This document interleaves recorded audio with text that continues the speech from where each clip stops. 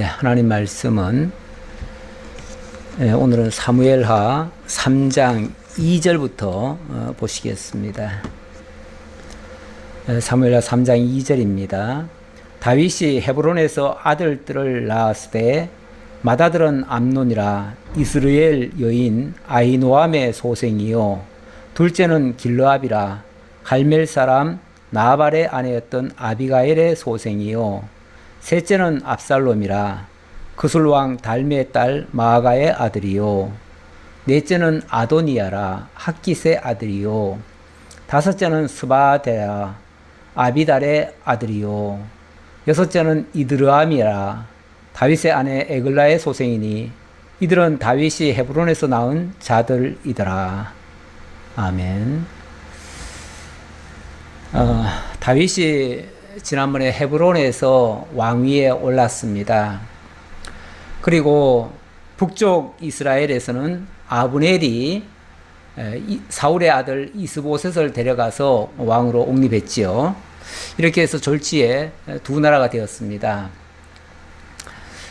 그런데 3장 1절에 보니까 사울의 집과 다윗의 집 사이에 전쟁이 오래매 다윗은 점점 강하여 가고 사울의 집은 점점 약하여 가니라.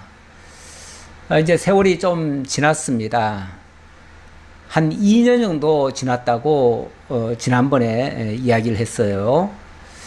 이스보셋이 왕위에 있은 지 2년 됐다. 2년 동안 왕노릇 했다. 뭐 그런 표현이 있었지요. 그러니까 아마 2년 됐을 때쯤인데 그때까지 남쪽과 북쪽이 전면전은 아니었는데 지역전이 자주 일어났습니다. 다시 말하면 자꾸만 충돌이 있었던 거죠. 원래 주변에 있는 나라들은요 사이가 좋지 않습니다. 어느 나라든지 마찬가지입니다. 국경을 맞대고 있는 나라 치고 사이 좋은 나라는 하나도 없습니다.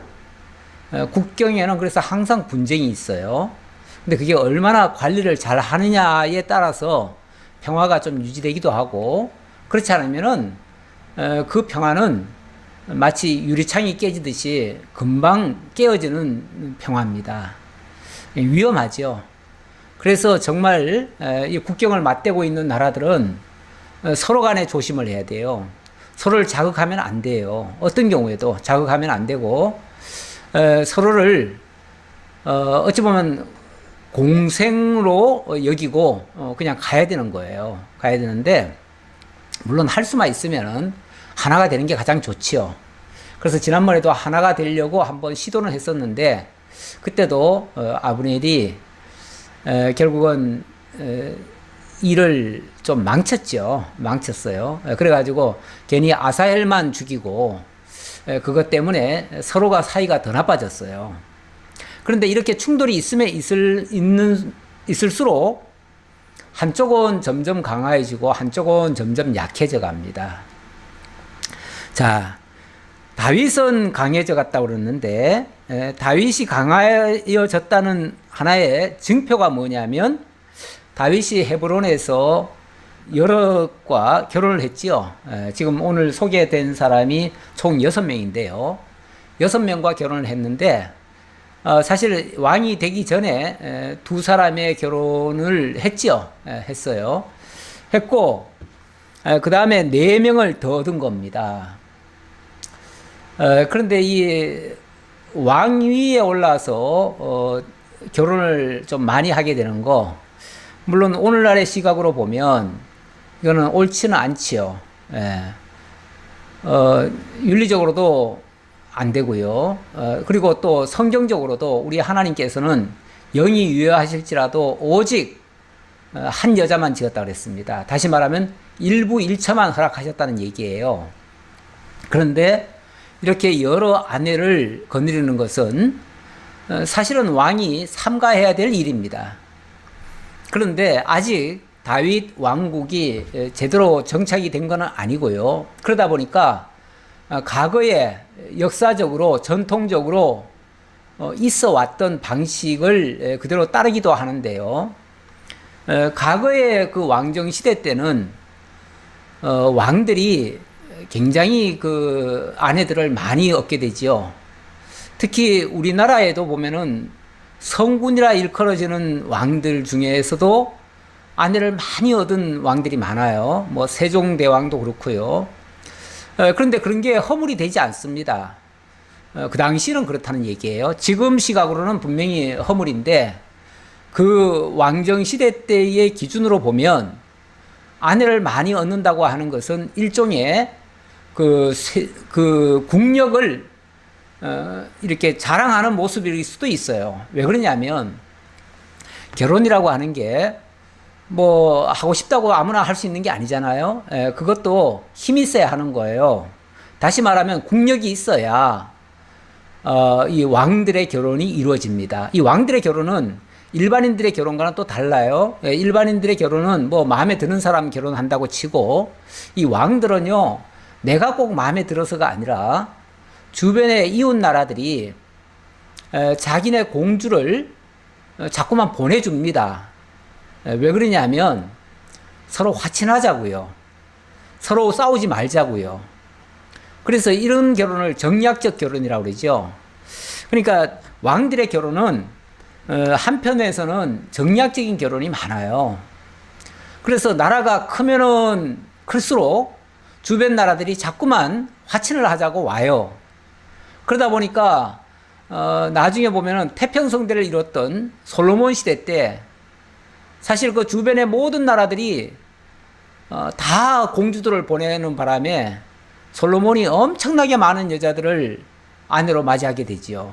심지어는 바로의 딸까지도 아내로 맡게 되지요.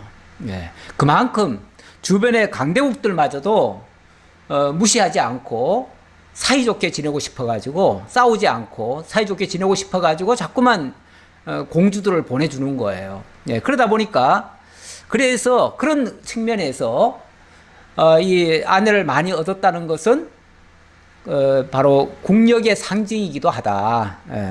나라가 점점 강해졌다고 하는 징표이기도 하다. 그런 의미에서 말씀을 드렸습니다. 이게 뭐 옳으니 그르니 이걸 따르자 말자 이런 차원에서 하는 말은 전혀 아니에요. 우리는 성경에 있는 그대로 얘기하는 거예요. 그냥 그게 잘못됐더라도 그대로 얘기를 하고 그거에 대한 평가는 나중에 따로 나와야 될 부분이죠. 만약 이게 잘못됐다면 나중에 이것 때문에 화근이 있을 거예요. 실제로 다윗도 나중에 보면 이 자녀들 많은 것 때문에 속 많이 썩습니다. 고통스러워요. 왜냐하면 왕자들의 난이 일어나요. 그것 때문에 많은 왕자들이 다 죽어요. 네. 그리고 또 어느 왕자에 의해서는 자기가 또 그만큼 고통을 당하고요. 그래서 결코 이 많은 결혼을 하는 것은 그건 옳은 건 아닙니다. 옳은 건 아니지만 그러나 현상적으로 봤을 때 그 당시에 나라가 강해졌다고 하는 하나의 징표는 된다. 그 정도로 이해해 주시고요. 자, 넘어갑시다. 그리고 또 한 가지 더 아울러서 말씀드리자면 다윗은 피난 시절에는 자녀를 낳지 않았어요. 우리 성경상의 기록에는 없어요. 없는데 이 헤브론에서 지금 아들들을 이렇게 6명이나 낳았다고 얘기를 하는 거거든요. 그러니까 헤브론에서 먼저 결혼했던 사람들도 아기를 안 낳았던 거죠. 아마 굉장히 절제를 했다가 이 왕이 된 다음부터 본격적으로 자녀들을 낳기 시작했는데 그러다 보니까 동시에 자녀들이 다 태어나요. 불과 한 2년 사이에 자녀들이 다 태어나는데 그때 태어난 그 자녀들이 6명이나 되고 그때 아내도 6명이더라. 그래서 이제는 안정기에 접어들었다라고 하는 하나의 징표이기도 하다. 그렇게 말씀드릴 수 있고요. 자, 6절 보겠습니다. 사울의 집과 다윗의 집 사이에 전쟁이 있는 동안에 아브넬이 사울의 집에서 점점 권세를 잡으니라. 아니, 북쪽 이스라엘의 왕은 이스보셋인데 왜 아브넬이 점점 권세를 잡죠? 이 말은 아브넬이 굉장히 야심 있는 사람이라고 지난번에 제가 말씀드렸는데 이 사람이 이스보셋을 허수아비 왕으로 세워놓고 뒤에서는 자기가 권세를 점점 더 강화시키는 거예요. 근데 더 강화시키는 방법 중에 하나가 뭐냐면 자꾸만 남쪽 유다와 충돌을 갖는 거예요. 그래서 전쟁이 자주 있었다 그랬죠. 전쟁을 어떻게 보면은 일부러 전쟁을 좀 일으켜요. 일으켜가지고 어떤 자꾸 충돌이 있으면요, 백성들은 불안하기 때문에 이 전쟁통에서는 장수를 바꾸지 않습니다. 그리고 전쟁 때는 국민들이 다 힘을 집결을 합니다. 집결을 해요. 그래서 남쪽은 남쪽대로 집결을 하고 북쪽은 북쪽대로 집결을 해요. 그래서 서로 자기네 세력을 더 강화하고 자기의 왕권을 더 강화하기 위해서 일부러 이웃나라와 자꾸 부딪히는 경우도 있어요. 얼마 전에 그 이스라엘과 그 팔레스타인 사이에 충돌이 있었잖아요. 막 포를 쏘고 뭐 막 난리를 해가지고 몇백 명씩 죽고 그런 일이 있었어요. 물론 나중에는 해결이 됐습니다만은 그때도 많은 학자들이 그렇게 해석을 하더라고요. 이스라엘의 그 네타냐후 그 총리도 굉장히 위태위태했대요. 총리에서 곧 떨어질 뻔했대요. 떨어질 것 같고 마찬가지로 하마스도 정권이 위태로웠대요. 그러니까 어찌 보면 짜고 치는 고스톱 같은 거죠. 서로 충돌을 통해서 자기네들의 세력을 더 결집시키고 피해는 이제 국민들만 당하죠. 국민들은 피해를 당하지만 자기네들의 그 권력은 더 공고하게 확보할 수가 있는 거예요. 그래서 때때로 물론 저 정당한 통치자들은 그런 짓을 안 해요. 안 하는데 약간 쉽게 말하면 쿠데타 세력이라든지 뭔가 정통성이 없는 사람들일수록 그런 짓을 많이 해요. 그래서 옛날에 그 우리나라도 그 쿠데타 했던 대통령과 북한에도 김일성이가 그 쿠데타로 일으킨 거나 마찬가지예요. 그렇게 해서 정권을 확보했는데 그 정권이 다 취약할 수밖에 없잖아요. 그러니까 일부러 뭘 합니까? 6.25 전쟁도 터뜨렸고 그 다음에는 국지전을 계속해서 터뜨렸어요. 터뜨리면서 서로 양쪽에서 장기 집권을 하는 거죠. 그러니까 이렇게 나라가 위태로운데 우리가 정권을 함부로 바꿔서 되겠느냐? 그러니까 국민들한테도 그렇게 호도를 하는 거죠. 지금 나라가 위태롭기 때문에 정권을 바뀌면 안 된다. 그러니까 내가 계속 해야 된다. 그 얘기죠. 그래서 일부러 자꾸만 충돌을 해가지고 자기네 권력을 더 강화시키는 그런 작용을 했던 거죠. 근데 여기도 마찬가지로 아브넬이 쉽게 말하면 일부러 자꾸 충돌을 해가지고는 자기 세력을 점점 강화시켰다는 거예요. 강화시키다가 어디까지 강화를 시켰냐면 자기가 그냥 왕노릇까지도 해버렸어요. 나중에는 7절에 보니까 그런 장면이 나와요. 7절에 보니까 사울에게 첩이 있었으니 이름은 리스바요 아야의 딸이더라. 이스보셋이 아브넬에게 이르되 네가 어찌하여 내 아버지의 첩과 통관하였느냐 하니 이 아브넬이 참 고약하다고 그랬잖아요. 그 야심이 있다고 그랬잖아요. 이 야심을 가지고 뭐까지 넘봤냐면은 사울의 왕권에까지 그걸 넘본 거예요. 그러니까 형식적으로는 이스보셋을 왕으로 세워놨지만 실질적으로는 내가 왕이다라는 것을 대외적으로 표명을 했는데 그 표명한 행동이 뭐냐면은 사울의 첩을 자기 아내처럼 취해가지고 통관을 한 거예요. 아니 뭐 선왕의 첩을 취한 게 왜 그 왕위를 찬탈하는 행위냐라고 물을 수도 있는데 원래 옛날에 그 저 정복자들이요, 왕정시대 때 정복자들이 어느 나라를 침투해 들어가면 그 나라를 정복하고 난 다음에 그 왕은 죽여버리고요, 그 왕의 아내들을 자기 아내로 자기 첩으로 취합니다.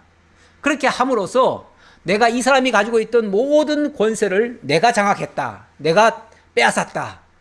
그러니까 이제부터는 이 사람이 누리던 그 권세는 내 거다, 이런 하나의 표현이에요, 그게. 그래서 일부러 적장의 그 적의 왕의 그 아내들을 빼앗아 가지고 자기 아내로 삼는 경우가 있어요. 그런 아주 나쁜 거죠. 아주 비열한 방법이고 아주 나쁜 건데, 이것도 또 적을 무찌르고 나서 그렇게 했다면은 또 그나마 또 어느 정도는 약간 또 이해할 수가 있어요. 그런데 이거는 지금 적이 아니잖아요. 사울은 자기가 섬기던 선왕이잖아요, 선왕. 예. 그리고 지금 현재 엄연히 그의 아들이 지금 왕위를 가지고 있고, 그런데 그 왕이 보는 앞에서 쉽게 말하면은 아버지의 첩을 빼앗아다가 자기 아내 삼은 거예요. 이거는 아무래도 이거는 좀 뭐라고 지적해야지요. 이거는 가만 내버려 두면 안 되지요. 그래서 이스보셋이 참다 못해가지고, 이스보셋이 정말 힘도 없고 아브넬에겐 제대로 말도 못합니다. 그럼에도 불구하고 참다 이거는 한마디 해줘야 되겠다 싶어가지고 이제 아브넬을 불러다 놓고 한마디 하는 거예요. 네가 어찌하여 내 아버지의 첩과 통관하였느냐, 이 말로 좀 꾸짖었어요. 이건 잘못된 거 아니냐.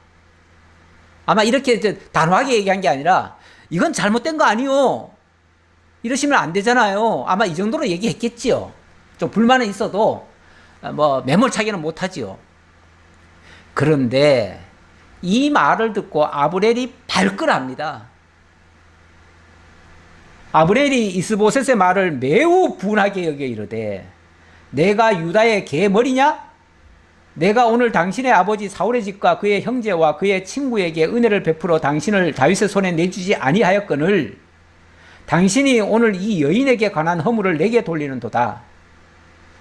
자기가 그게 허물이라는 건 알기는 안 해요. 알면서 한다는 말이, 내가 당신을 이렇게 왕위에 올려주고 모든 것을 다 보장해 줬는데, 그래 기껏 내가 그거 취한 거 하나 가지고 그렇게 시비를 거냐, 그 말이죠. 그 정도는 눈 감아 줄 수 있는 거 아니냐, 그 말이죠. 아니 진짜 먹긴 놈이 뭐 한다고, 뭐 성낸다고. 아니 지금 누가 잘못해놓고 지금 누구한테 지금 화를 내는 겁니까? 누구한테 지금 발끈하는 겁니까? 최소한의 양심이 있다면, 아이고 제가 잠깐 실수했네요. 제가 잠깐 정신이 나가가지고 그만 설왕의 첩을 이렇게 취했네요. 정말 미안합니다. 내가 잠깐 눈이 돌았습니다. 뭐 이 정도로 해가지고 좀 사과하듯이 이렇게만 했어도 그냥 일은 여기서 끝날 거예요. 그런데 발끈하면서 그냥 내가 당신한테 얼마나 베풀어줬는데 당신이 나한테 이럴 수가 있냐고, 그거 취하는 게 뭐가 어때서 그러냐고 막 그러면서 난리를 피우는 거죠. 그래 놓고 거기서 끝나지 않아요. 한술 더 떠가지고 적반하장입니다. 이게 완전히. 여호와께서 다윗에게 맹세하신 대로 내가 이루게 하지 아니하면 하나님이 아브넬에게 벌 위에 벌을 내리심이 마땅하니라. 이거 무슨 소리입니까? 여호와께서 다윗에게 맹세하신 대로 내가 하지 않으면은 하나님이 나한테 벌 내려도 마땅하다, 이렇게 얘기를 하네요. 이 말은 내가 지금 홧김에 뭐 한다는 거예요? 이 나라를 다윗에게 넘겨버리겠다, 그 소리잖아요. 왜? 그러면서 이유는 하나님이 다윗에게 맹세한 나라다. 이 나라가 다윗에게 원래 하나님이 주시기로 한 거다. 그런데 내가 그거를 지금까지 못했는데 이제라도 그렇게 하겠다, 이 말이잖아요. 아니 그 사실을, 그게 하나님의 뜻인 줄 알았으면은 처음부터 그래야 되는 거 아니에요? 하려면. 그러면 처음부터 사울이 죽고 난 다음에 이스보셋이 설령 옆에 와가지고 나를 좀 도와다오, 내가 왕이 돼야 되겠다 하더라도 아닙니다. 하나님께서 다윗에게 다음에는 이 나라를 다윗에게 하나님이 맡기셨습니다. 이미 기름 부었습니다. 그랬으니까 자연스럽게 다윗이 왕이 돼야 됩니다, 이렇게 말했어야죠. 그런데 지난번에는 자기가 야심이 있으니까 이스보셋을 끌고 마하나임까지 끌고 가가지고 거기서 자기가 왕을 세웠잖아요. 자기가 왕을 세워놓고, 그리고 이스보셋 이용해가지고 자기가 왕노릇 하듯이 했잖아요. 그래놓고 이제 와서 이스보셋이 뭐라고 말 한마디 했다고 발끈하면서 이제 원칙대로 하겠다고, 나라를 갖다 바치겠다고. 아니 무슨 국정 운영을 사적인 감정으로 합니까? 나라를 운영하는데 내 기분대로 합니까? 내가 화나면은 나라 팔아먹고 내가 기분 좋으면은 내가 다스리고 뭐 그럽니까? 이거야말로 정말 악한 자의 표상이죠. 이렇게도 악할 수 있다는 것을 보여주는 아주 대표적인 사례지요. 그러면서 앞에 왜 제가 설명 아까 하려다가 말한 거, 내가 유다의 개머리냐 이렇게 항변하듯이 얘기했잖아요. 보니까 개머리 맞네요. 네. 왜냐하면 유다한테 나라 팔아버리겠다고 했으니까. 네. 이 개머리라는 표현은 참 원래 개한테는 머리라고 번역하면 안 되죠. 개는 동물인데 동물은 이 전부 다 대가리라고 표현해야죠. 대가리. 그래서 새대가리, 소대가리, 돼지 대가리 뭐 다 대가리라고 그래야죠. 왜 개한테 개 머리라고 합니까? 개 대가리냐 그래야 되는데 우리말에는 비슷한 표현이 내가 개자식이냐 내가 개새끼냐 이렇게 표현하죠. 그리고 남한테도 아주 상스럽게 욕할 때 그런 식으로 욕을 하지요. 이제 그런 의미와도 비슷해요. 내가 쉽게 말하면은 내가 유다의 앞잡이냐 유다의 앞잡이 노릇을 내가 하고 있냐 뭐 이런 차원의 표현인데 보니까 나라를 유다에 갖다 맡기겠다고 하니까 개대가리 맞네요. 그러면서 자기가 개대가리 짓을 하면서 남이 왜 그따위 짓을 하냐라고 하니까 발끈하고 그렇게 해요. 예. 근데 이렇게 말을 하니까 10절 그 맹세는 곧 이 나라를 사울의 집에서 다윗에게 옮겨서 그의 왕위를 단에서 부엘세바까지 이스라엘과 유다에 세우리라 하신 것이니라 하매 이스보셋이 아브넬을 두려워하여 감히 한마디도 대답하지 못하니라. 한마디도 대답하지 못했다.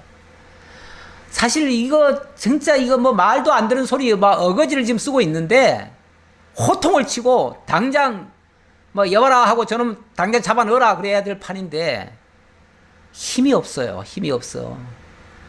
아마도 이 아브넬은요 왕 앞에 오면서도 자기가 칼 차고 왔을 거예요. 옛날에 그 쿠데타 세력이 그 체규화 대통령 찾아왔을 때 그냥 총을 가지고 왔잖아요. 총을 가지고 와가지고 겁박하면서 하야하라고 이렇게 하니까 대통령이지만 대통령이 말 한마디 못하잖아요. 찍소리도 못하잖아요. 항변도 하나 못하고 그냥 하야 발표하고 그리고 그 쿠데타 세력에게 나라를 통째로 넘겨주잖아요. 이 아브넬도 어쩌면 칼을 들고 왔을 거예요. 그러니까 이스보셋 쉽게 말하면 이스보셋 편에 선 사람이 없어요. 그러니 어떻게 할 수가 없죠.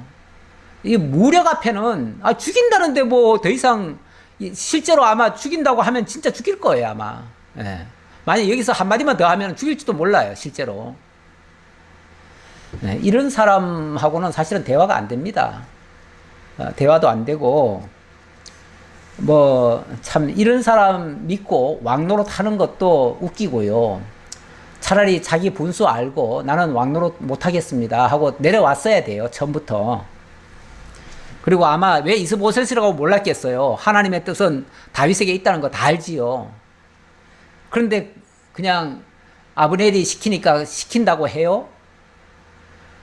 시키는 자, 악한 자가 시키는 대로 하면요 질질 끌려 다녀요. 그래서 비굴한 일을 당하면서도 말도 못하는 거예요. 그래서 뭐든지 이 비굴한 협상도 하지 말아야 되고요. 그런 거는 아예 애시당초 들어가서는 안 돼요. 애시당초 포기해야 돼요. 아브넬이 자기를 대신하여 전령들을 다윗에게 보내어 이르되 이 땅이 누구의 것이니까 또 이르되 당신은 나와 더불어 언약을 맺사이다. 내 손이 당신을 도와 온 이스라엘이 당신에게 돌아가게 하리이다 하니. 와, 이 아브넬 참 성질도 되게 급하네요.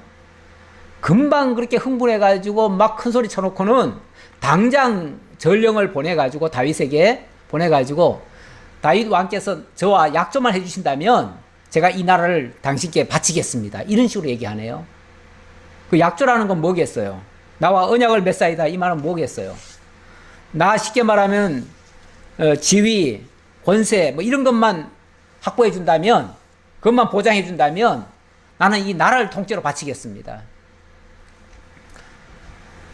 참 악하지요. 악해요. 자기 이득을 위해서라면 수단 방법 안 가리고, 자기 이득을 위해서라면, 일신의 안녕을 위해서라면 나라까지 팔아먹는 이런 작자. 이게 무슨 뭐 나라에 대한 애정이 있겠어요? 무슨 나라를 다스릴 만한 국정 철학이 있겠어요? 뭐가 있겠어요? 아무것도 없어요. 그냥 오로지 권세 쥐고 휘두르려고 하다가 자기 뜻대로 안 되면 그냥 나라 팔아버리고 이득이나 챙기려고 하고, 백성 사랑하는 꼴은 하나도 없어요. 백성 사랑하지 않고 임금한테도 충성하지 않고 오로지 자기 중심적인 사람, 제일 무서운 사람입니다. 다윗이 이르되 좋다, 내가 너와 언약을 맺거니와 내가 너에게 한 가지 일을 요구하노니 나를 보러 올 때에 우선 사울의 딸 미가를 데리고 오라. 그리하지 아니하면 내 얼굴을 보지 못하리라 하고. 좋다, 내가 너하고 약속하는데 하나 전제 조건이 있다. 그거는 네가 나 보러 올 때 빈손으로 오지 말고 내 차였던 사울의 딸 미가를 데려와라. 그러면 내가 너 상대해 주마. 안 그런다면 내가 너 상대할 것도 없다. 그거 하나도 못한다면 너는 권세도 없는 자고 너는 그런 능력도 없는 자고, 그러니까 난 너 상대도 안 하겠다, 그 말이죠. 그러면서도 또 한편으로는 14절, 다윗이 사울의 아들 이스보셋에게 전령들을 보내 이르되 내 처 미가를 내게로 돌리라. 그는 내가 전에 블레셋 사람의 포피 100개로 나와 정혼한 자니라 하니. 한편으로는 또 이스보셋한테도 쉽게 말하면은 사람을 보내요. 다윗이 보내가지고 어떻게 하냐면 원래 사울의 딸 미갈은, 그러니까 쉽게 말하면 이스보셋의 누이지요. 누이는 바로 내 아내다. 내 아내니까 너는 내 아내를 내게로 돌려라. 그때 분명히 나하고 결혼했는데 합법적으로 내 아내인데 네 아버지가 내 아내를 빼앗아다가 딴 사람한테 시집 보내지 않았느냐. 그러니까 그거 원상복귀 시켜놔, 그 말이죠.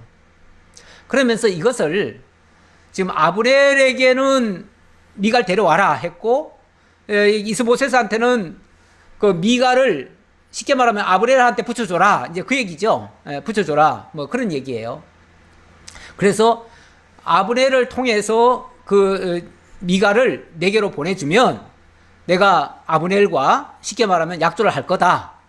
이 말은 어찌 보면 이스보셋으로서는 굉장히 지금 불쾌하기도 하고 뭔가 참 부당한 요구 같기도 한데, 다윗의 입장에서는 이게 일단 정당한 겁니다. 왜냐하면은 원래 미갈은 다윗의 아내예요. 법적으로 아내예요. 분명히 결혼까지 했어요. 근데 다만 사울이 진짜 다윗을 사위 삼으려고 미갈을 준 게 아니고, 여기 블레셋 사람의 포피 100개를 배워오면 내가 너를 사위 삼겠다 했는데, 이거는 블레셋에 보내가지고 아주 못할 짓을 시켜가지고 거기서 전사하도록 만들려고 했던 거예요. 자기 손 안 대고 적진에 가가지고 맨손으로 가가지고 거기서 죽게 하려고 보냈던 건데, 다윗이 안 죽었지요. 안 죽고 오히려 그 요구의 배나 가져와가지고 결혼을 했습니다. 그러니까 합법적인 결혼이 됐지요. 됐는데 나중에 다윗을 죽이려고 하고, 그러다가 다윗이 피신을 하니까 그 아내를 미갈을 다른 사람한테 그냥 시집을 보내버렸어요. 강제로 보내버린 거죠. 그러니까 그 자체가 불법이죠. 다윗의 아내였던 것은 합법이고 다른 사람에게 아내로 줘버린 거는 불법인 거죠. 그러니까 그 불법을 적법하게 합법적으로 다시 되돌려 놔라 그 말이에요. 그러니까 이거는 사실 요구할 만한 일입니다. 그런데 그것을 아브넬을 통해서 해라 이 말은 몇 가지 목적이 있다고 봅니다. 저는 다윗이 뭐 무리하게 요구하는 게 아니고 모든 것을 다 원상복귀로 돌리려고 하는 거예요. 그러려면 일단 아내를 데려와야 되는데 또 아브넬의 손을 통해서 와야 돼요. 왜냐하면 아브넬이 이제 약조할 게 있으니까 와야 되고 그것이 또 여기 이스보셋의 허락하에 되어져야 됩니다. 다시 말하면 아브넬 혼자의 생각으로 판단으로 결정으로 해서 이게 약조가 이루어지면 안 되고 이렇게 되어질 일이 이스보셋의 허락하에 이스보셋도 동의를 해서 그래서 나라가 다윗에게로 넘어온다면 이거는 정당한 거지만 만약에 이스보셋의 허락 없이 아브넬이 일방적으로 자기 마음대로 결정한 거면은 이건 무효가 되는 거죠. 원천 무효가 돼요. 원래 그 사신으로 가는 사람이 보낸 자의 의도와 상관없이 만약에 약조에 서명하고 오면요. 그건 나중에 이쪽에서 우리는 그렇게 허락한 적 없어. 그건 무효야. 라고 하면은 그거 무효되는 거예요. 그래서 쉽게 말하면 최고 권력자인 이스보셋의 도장을 받아와라. 그 말이죠. 도장을 받아오고 이스보셋의 허락하에 이 미가를 데리고 와라. 그리고 확실한 증표는 미가를 데려오는 게 확실한 증표다. 이렇게 하는 거죠. 그리고 아브넬로 하여금 아무리 네가 일이 급하더라도 절차를 밟아서 해라. 다시 말하면 왕의 허락을 받고 왕의 동의서를 받아 가지고 와라. 그 얘기죠. 그래서 왕을 인정하라는 얘기예요. 이스보셋의 왕을 인정하고 그 말을 듣고 그리고 와라. 그 얘기죠. 자, 이런 목적에서 양쪽 다 전령을 보내가지고 답장을 그렇게 준 거예요. 줬더니 이스보셋이 그렇게 안 들었다가는 또 그것도 또 큰 낭패 될 거니까 이스보셋이 이제 사람을 보내요. 15절에 그의 남편 라이스의 아들 발디엘에게서 그를 빼앗아 오매 그의 남편이 그와 함께 오되 울며 바울왕까지 따라왔더니 아브넬이 그에게 돌아가라 하매 돌아가니라. 이것도 정말 못할 짓이죠. 못할 짓인데 지금 다윗은 모든 것을 다 원상복귀 시켜놔라. 지금 이 얘기인데 원상복귀 시키는데도요 절차라는 게 있어요. 그 절차를 정당한 방법으로 해야지요. 그걸 뭐 무지막지로 하면 됩니까? 막무가내로 하면 됩니까?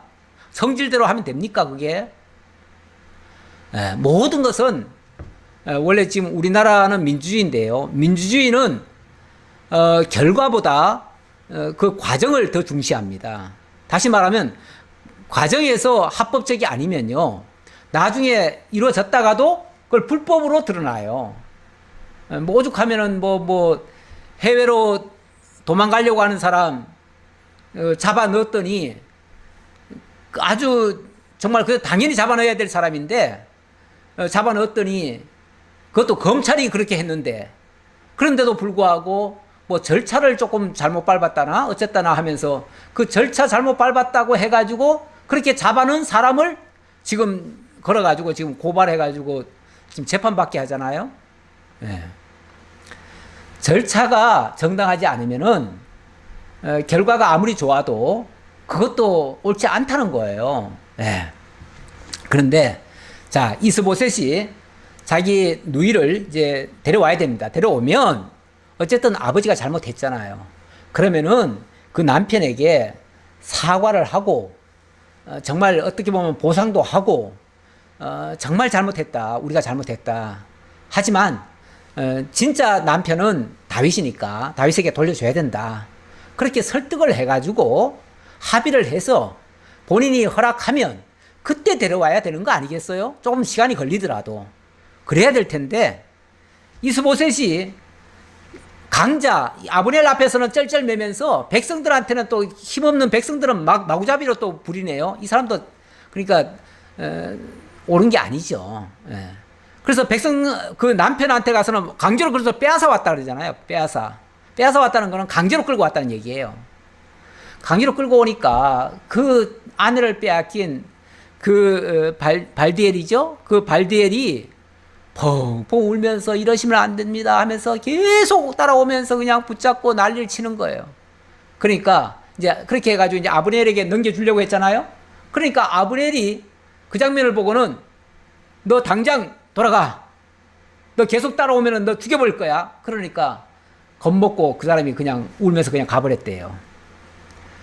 참 아브넬도 그렇고 이스보셋도 그렇고 약자 앞에는 한없이 강하고 강자 앞에서는 꼼짝 못하고 정말 참 이런 것을 비열하다고 얘기해야지요.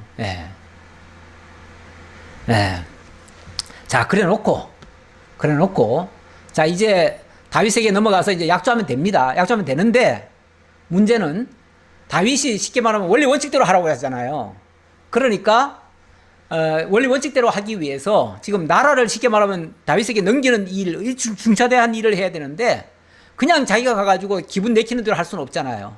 그러니까 장로들을 다 불러 모았어요. 모아놓고 장로들한테 여차 이제 이 이야기를 하는 거예요.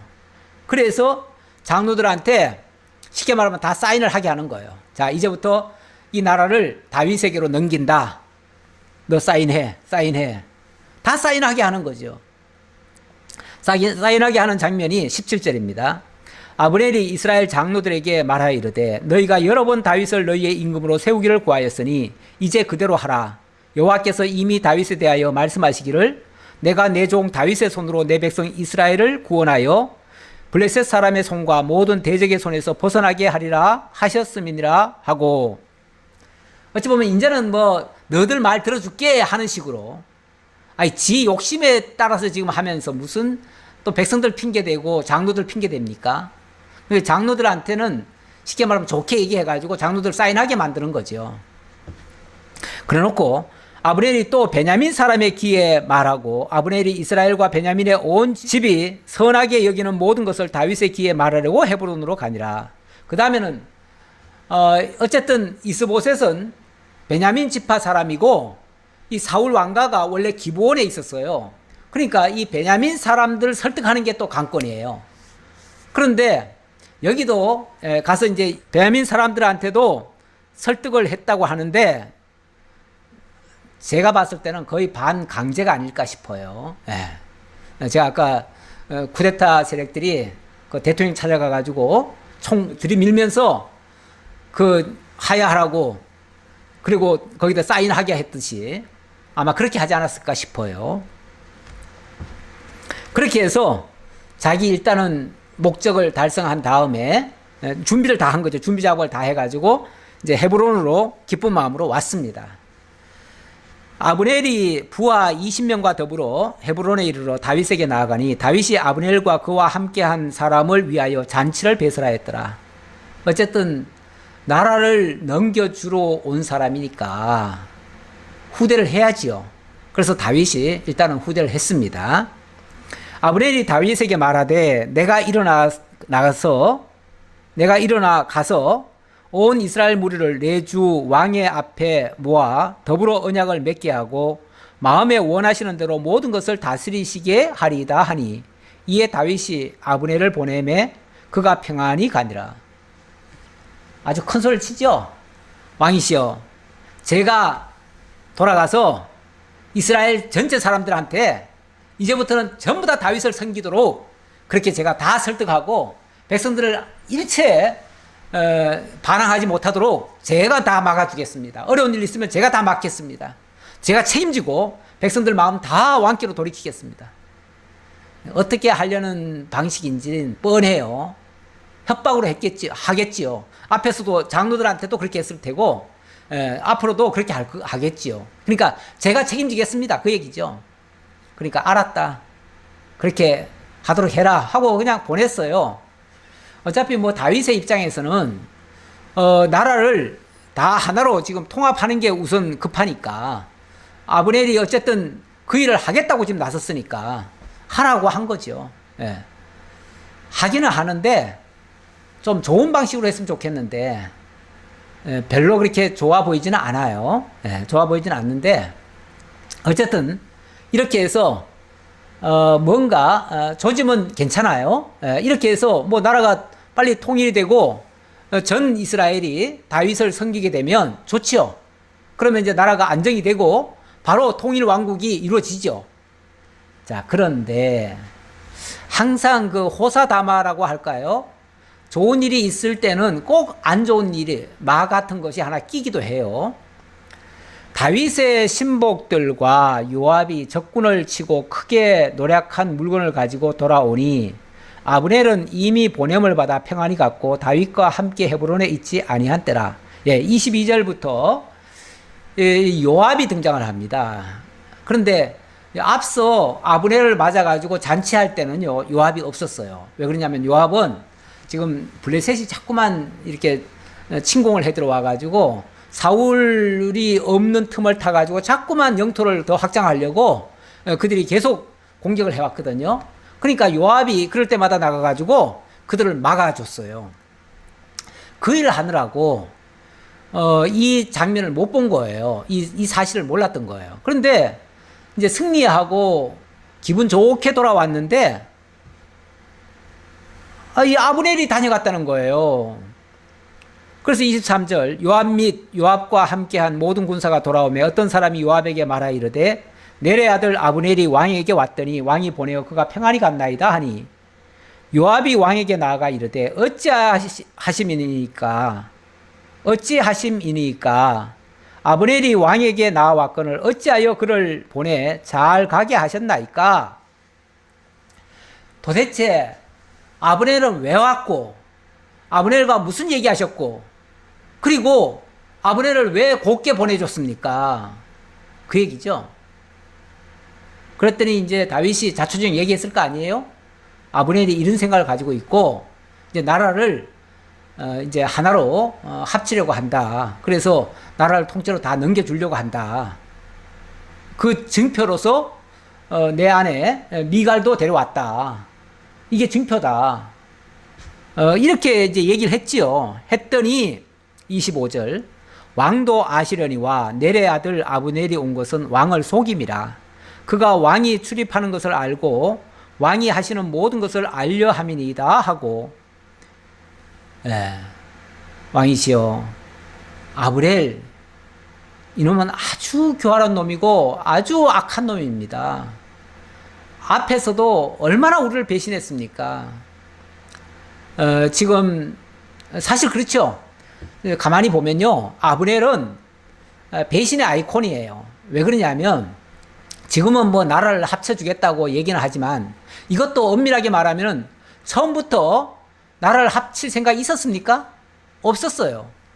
만약에 앞에서 자기가 고백했던 것처럼 하나님이 다윗에게 기름 붓고 다윗을 왕으로 세우셨다는 거 알고 단에서부터 브엘세바까지 다윗이 다스려야 된다는 걸 알았다면 당연히 사울이 죽고 난 다음에 이제는 다윗 당신을 이제 왕으로 세울 겁니다. 그러니까 당신께서 하나님이 세우신 대로 이 나라를 다스려 주세요 하고서 자기가 자청해서 다윗에게 나라를 맡겼어야지요.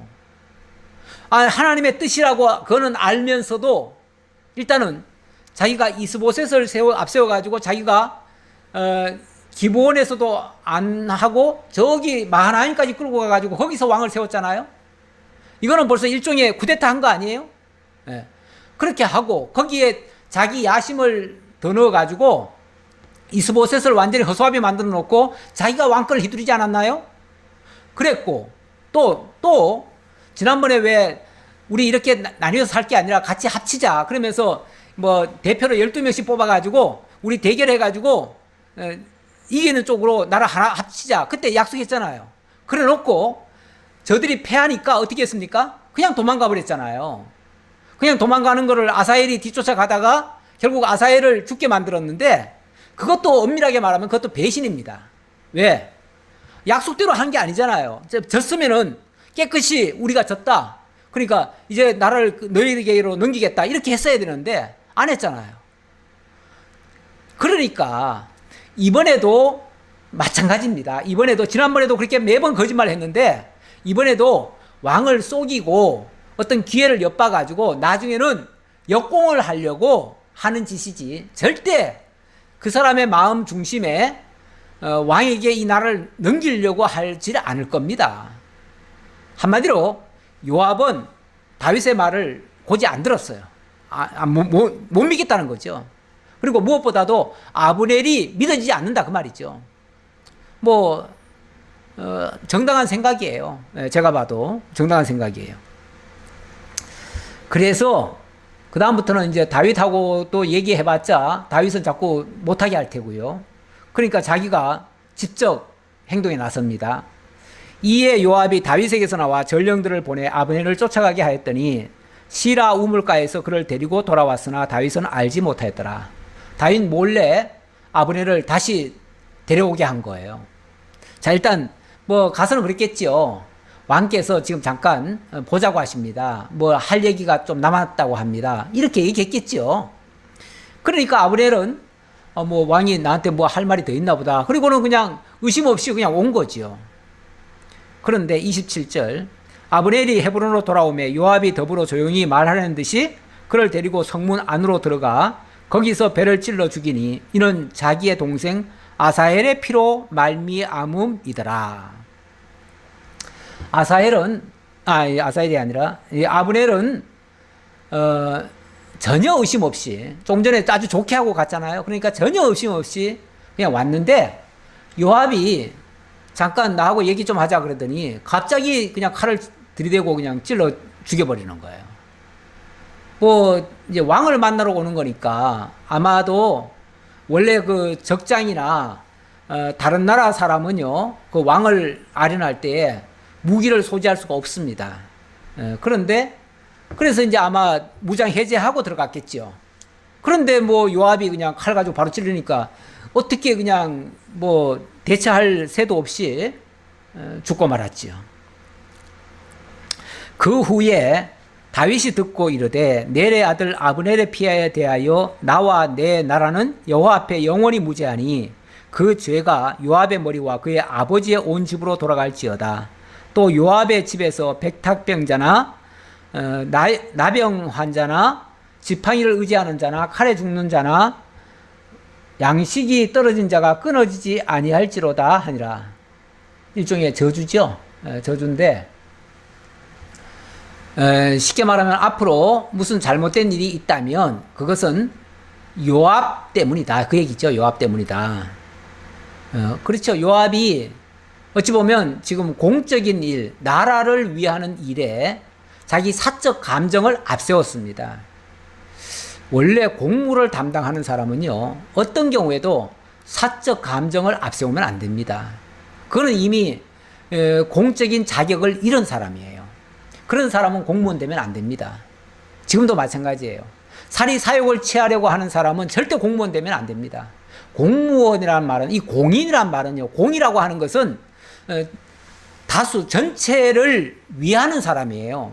그러니까 남을 위해 희생하는 사람이 공인이지, 그걸 이용해 가지고 내 명예 영광을 취하고 내가 잘 먹고 잘 살려고 하면 그런 거 하면 안 됩니다. 공인 자리에 가면 안 돼요. 공무원 되면 안 돼요, 절대.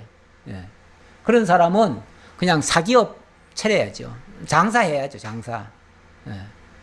돈 버는 일이나 해야지요.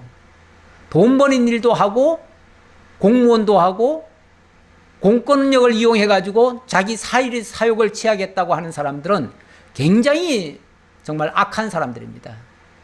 요즘은 정말 고위직에 있다가도 어느 날 그냥 수틀리면은 자기 감정 앞세워 가지고 뭘 하려고 하는 사람들이 있는데 그런 사람은 애시당초 그럴 자격이 없는 사람이에요.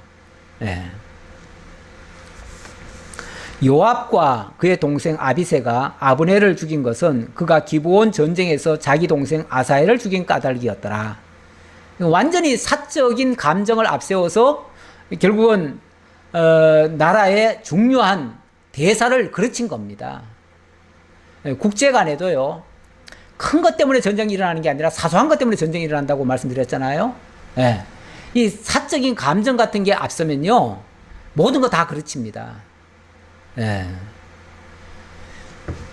다윗이 요압과 및 자기와 함께 있는 모든 백성에게 이르되 너희는 옷을 찢고 굵은 배를 띠고 아브넬 앞에서 애도하라 하니라. 다윗 왕이 상여를 따라가 아브넬을 헤브론에 장사하고 아브넬의 무덤에서 왕이 소리를 높여 울고 백성도 다 우니라. 예, 이건 뭐 쇼가 아니고요. 다윗이 진심으로 아브넬의 죽음을 애통해 하는 겁니다. 어쩌다가 이렇게 허무하게 죽을 수가 있느냐. 이 아브넬이 죽으면요, 사실은 아브넬 한 사람 죽는 걸로 끝나는 게 아니고 지금 나라가 통일이 돼야 될 판인데 그 통일되는 일들이 다 물거품 되는 겁니다. 왜요? 그 일을 지금 맡은 자가 좋든 나쁘든 어쨌든 아브넬이 그 역할을 맡았잖아요. 예. 맡았으면 그 사람은 보호해줘야 되는 거예요. 이 국제간에도요, 국제간에 왜 그 협상을 하잖아요. 협상할 때 보면 평소에는 굉장히 악한 사람이 협상 대표로 나오는 경우가 있습니다. 그러면은 난 저 사람 꼴 보기 싫어서 저 사람하고 협상 안 해. 이러면 얘기가 됩니까?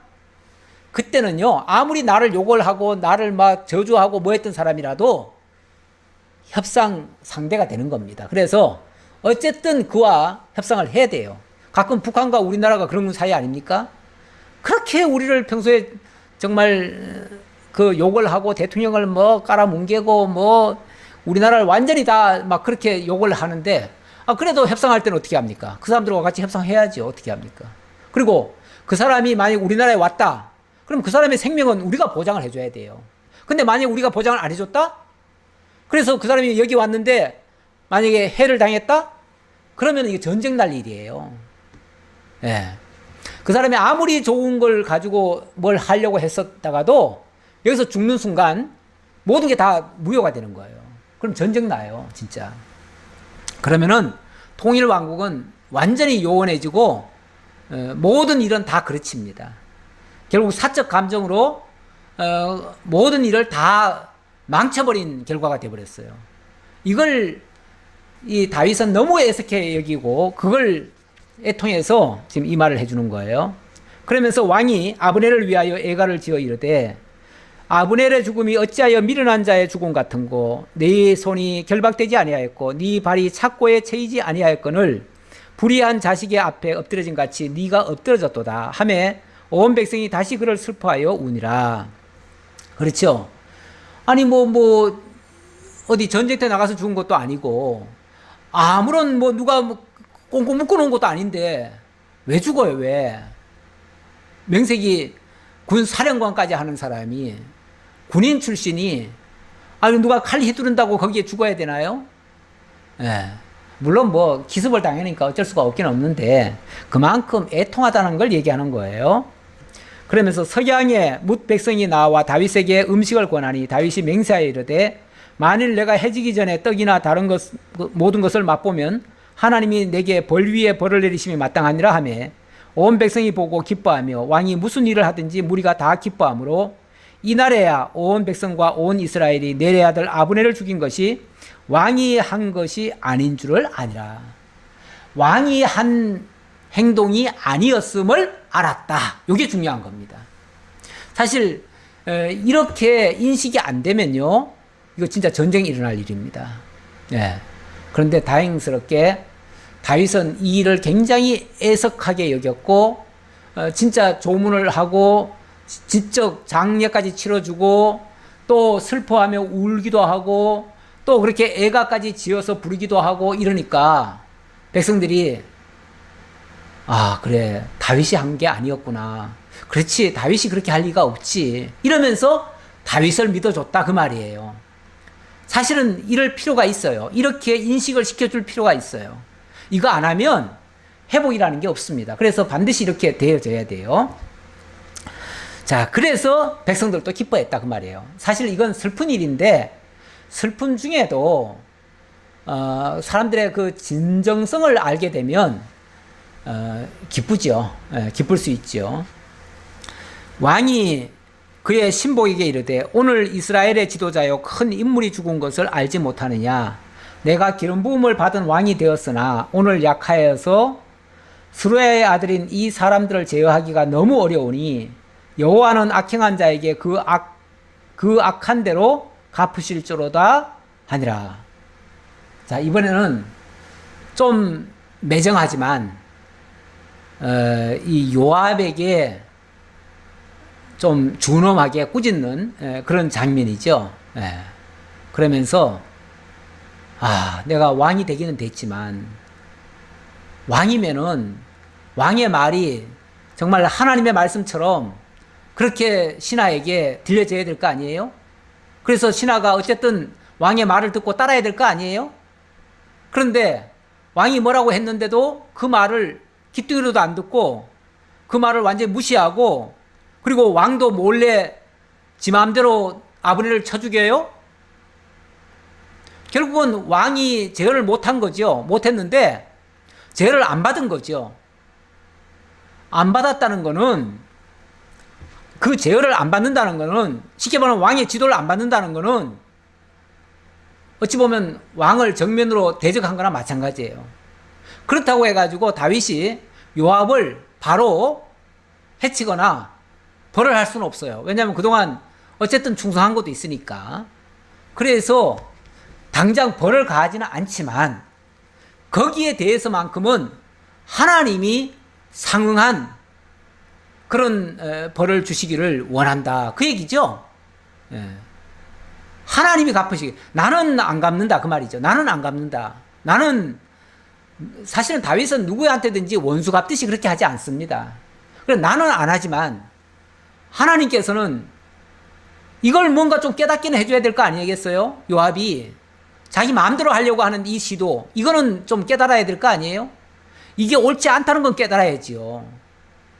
자기의 잘못된 판단이 모든 걸 다 그르친다는 건 알아야지요. 그래야 앞으로도 이런 짓을 안 할 거 아니겠어요? 앞으로도 만약에 통일 왕국이 이루어지고 두고두고 나라를 굳게 세워 나가야 될 텐데, 만약에 이런 식이면요, 요압이 앞으로 다윗의 모든 공적인 일에 걸림돌이 될 거예요.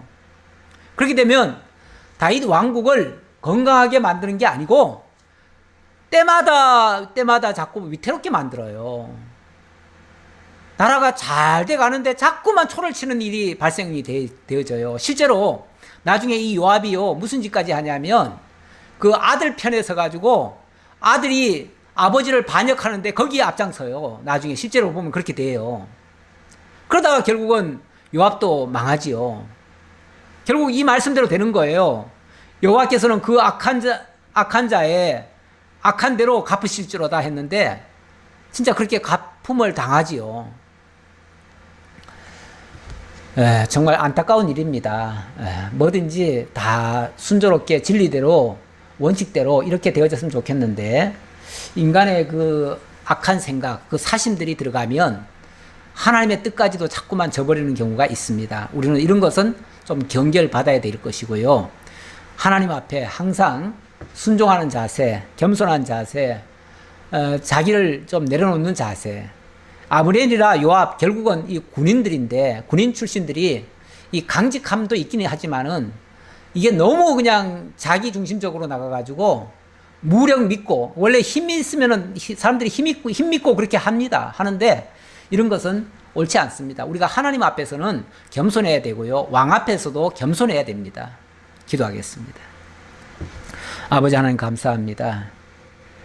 우리에게 오늘 다윗의 사례를 통해서도 정말 우리가 하나님 앞에 서 있는다는 것이 어떤 자세인지, 그리고 하나님 말씀대로 살아간다는 것이 어떤 의미인지 다시 한번 기억했습니다.